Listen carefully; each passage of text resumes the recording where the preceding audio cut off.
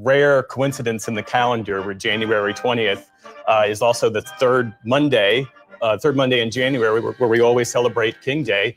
The very last thing that Dr. King did in life was to fight for economic justice. He was fighting for the workplace safety for sanitation workers.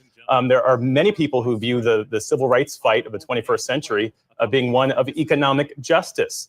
As we await the entry there of former Vice President Dan Quayle and his wife now making their way in. I think we saw former Vice President Mike Pence. I think he was going to be next. Yes. He's now walking in. Yeah, but picking up on that theme there, Senator Brown, where can Democrats work with Republicans on that issue, on the issue of economic justice?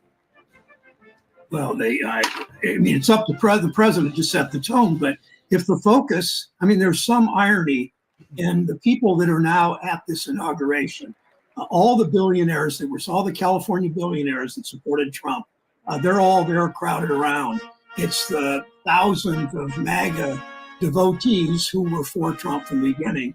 It's the evangelicals and their leaders who have been excluded from this. And I understand they had to shrink the number of attendees, but I don't think any billionaires got left out, pardon my term, but left out in the cold on this.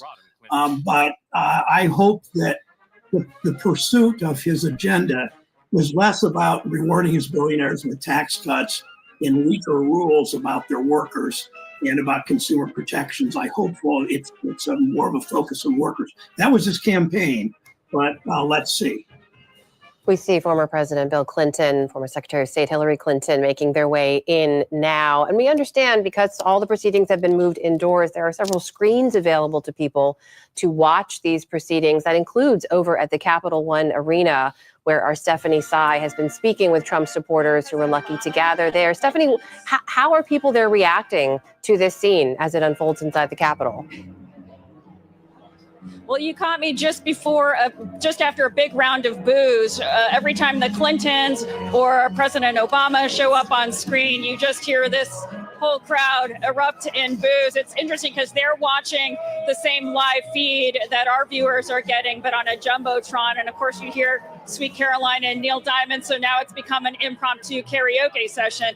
I did want to talk a little bit about just the contrast between, what we hear your guests talking about as far as specifics and policy and what we hear when we speak to Trump attendees at events like this. We spent the morning speaking to folks that were lucky enough to get into this crowd. And here's what they say. They bring up things like the economy. We interviewed one man whose son just had a baby and he said he's struggling, and they believe that the last 4 years have been all doom and gloom and that Trump will deliver them and bring them more economic security. I spoke to a couple here from Piperton, Tennessee. They really wanted me to name their hometown, who said they're, quote, tired of the pronouns. They're tired of the ideological debates over transgenderism. Oh, there's another boo that was also for President Obama.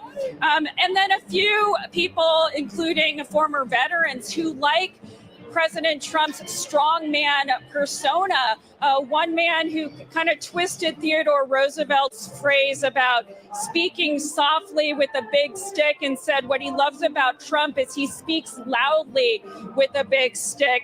And finally, just a general sense that he can solve all of their problems. I mean, you hear that over and over again with people you speak to in his base, that whatever their problem might be, fears of public safety, concerns about their own family and drug addiction, concerns about their financial security and inflation, that they believe and they have so much faith that President Trump can cure all these ills, and that extends as far as veterans that believe he can bring world peace. So that's kind of the vibe here. They don't speak about specific policies. They don't have the details about tariffs. They speak in terms of vibes and the way they feel.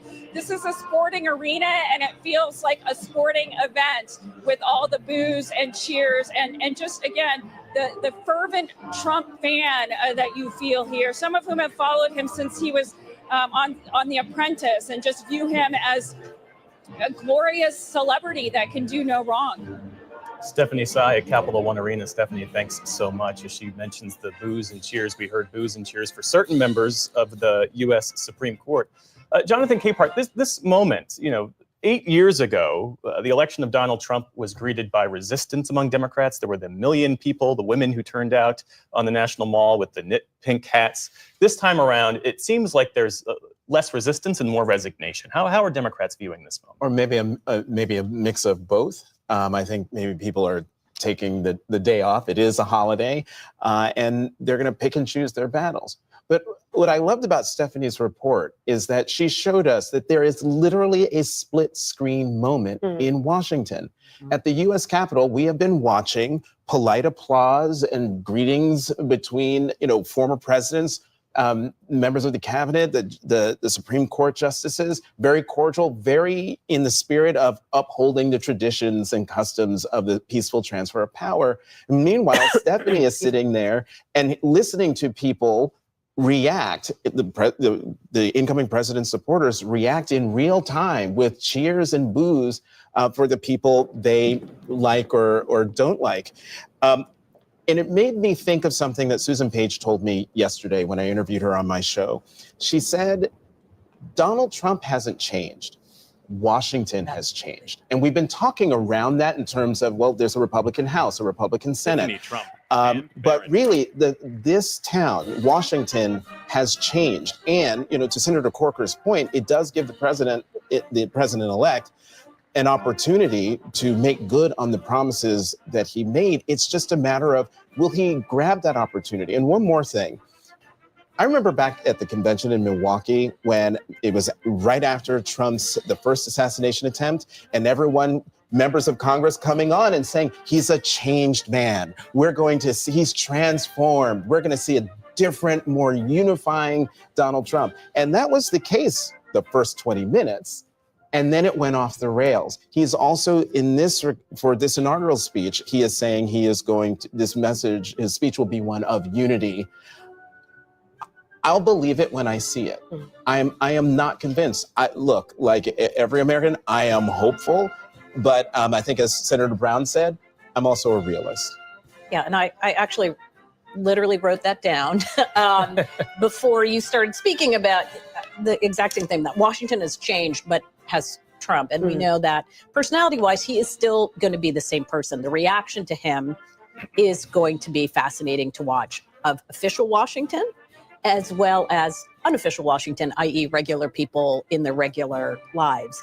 And it also, listening to former Senator Corker, reminded of the conversations that probably a lot of us had on these panels, Republicans saying, just stick to the economy. Just talk about the economy. Don't talk about retribution. Don't talk about going after your enemies. Just focus on the things people care about. And he would do that, and then he would move off of that topic. So I think we're going to see, we may see a very different Donald Trump at this inaugural speech versus what he shows at the convention center / parade later this afternoon. David, what do you make of that dissonance? Yeah, well, first I want to say I'm disappointed there aren't more tech billionaires. Tim Cook, Jeff Bezos. I actually think the tech billionaires have a positive influence on him, because on tariffs, on H-1B visas, I like the influence they're going to have. Nonetheless, as Jeff mentioned, it's not okay that they're up there. They should be in the audience. They should not be intermingled with the cabinet.